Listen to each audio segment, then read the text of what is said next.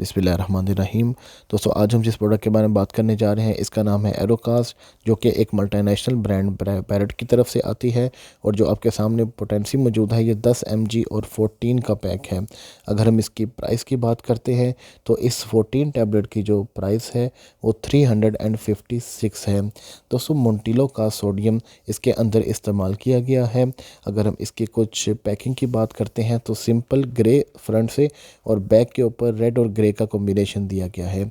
इस एक पैक के अंदर 14 टैबलेट्स हुआ करती हैं।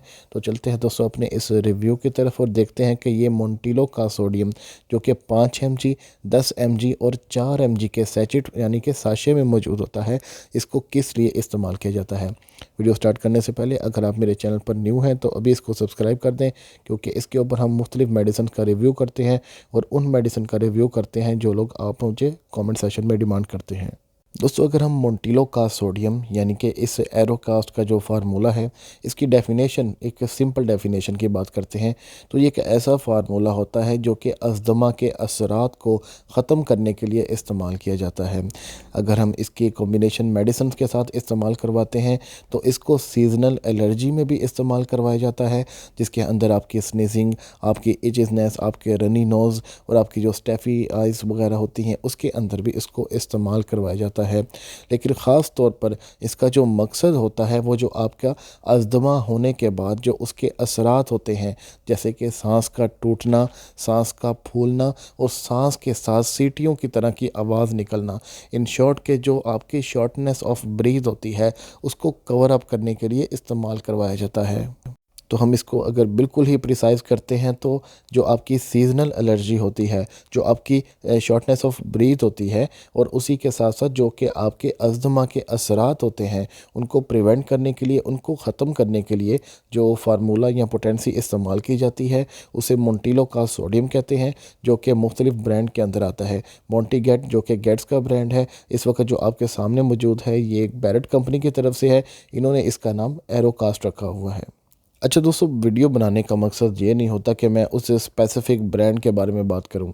अगर मैं कहूं कि ये एरोकास्ट है तो ये बिल्कुल गलत होगा। इस वक्त जो मेडिसिन आपके सामने है वो है मोंटिलो का सोडियम।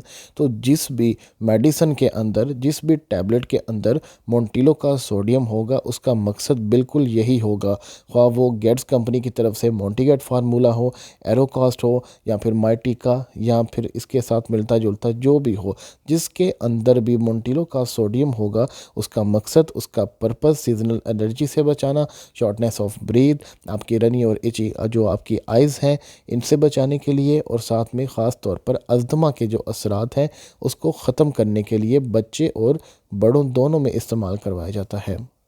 चलते हैं दोस्तों इसकी पोटेंसी की तरफ। तो दोस्तों, ये जो मोंटिलो का सोडियम है, मेनली जो इसकी पोटेंसी होती है वो शाम के वक्त रिकमेंड की जाती है।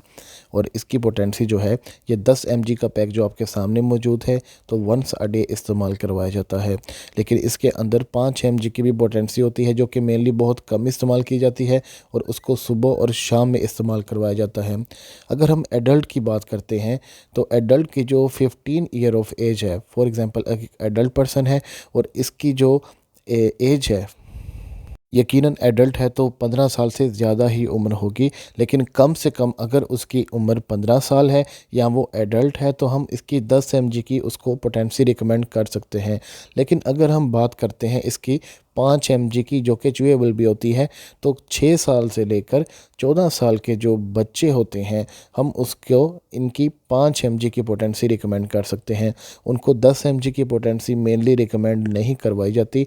और अगर 6 साल से भी कम उम्र है तो बहुत से डॉक्टर उनको इन्फेंट बेबी जैसे होते हैं तो उनको सैचिडोमा, इसका जो पाउडर आया करता है वो पिलाया करते हैं। दोस्तों, ये एक ऐसा फार्मूला है जिसे सीजनल एलर्जी काउंट करने के लिए मुख्तलिफ एंटीबायोटिक के साथ इस्तेमाल किया जाता है।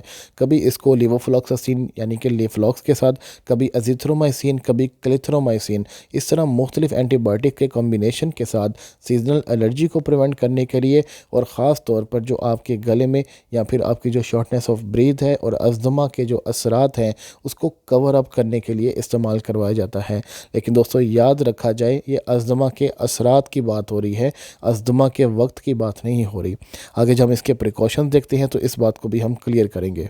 अगर हम इसके कुछ रिएक्शन या फिर साइड इफ़ेक्ट के बारे में बात करते हैं तो इसके इस्तेमाल से आपको for the time being dry mouth हो सकता है, आपको ब्लीडिंग टेंडेंसी हो सकती है, आपका जो मूड हो वो एग्रेसिव बिहेवियर हो सकता है, आपके मसल स्पैज़म यानी कि मसल्स प्रॉब्लम हो सकता है, वोमिटिंग हो सकती है।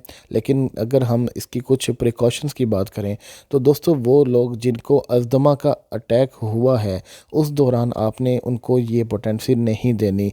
जब अटैक होने के बाद उसके जो असरात होते हैं उसको कवर करने के लिए इसको इस्तेमाल किया जाता है। ड्यूरिंग अस्थमा कभी भी इसको रिकमेंड नहीं किया जाता और उन लोगों को इसको रिकमेंड किया जाता है जिसे और किसी भी किस्म की एलर्जी नहीं होती। अगर आप मुख्तलिफ़ किस्म के जिम या फिर एक्सरसाइज करते हैं तो 2 घंटे पहले कम से कम इसको खाना पड़ता है। और इसी के साथ साथ ये जो मोंटिलो कास्ट सोडियम होती है इसको प्रेगनेंसी के दौरान आप बिल्कुल इस्तेमाल कर सकते हैं and it is considered to be safe in pregnancy. ये था दोस्तों इस मोंटिलो कास्ट सोडियम के बारे में रिव्यू। मिलेंगे आप लोगों के साथ अगली वीडियो में। अल्लाह हाफिज़।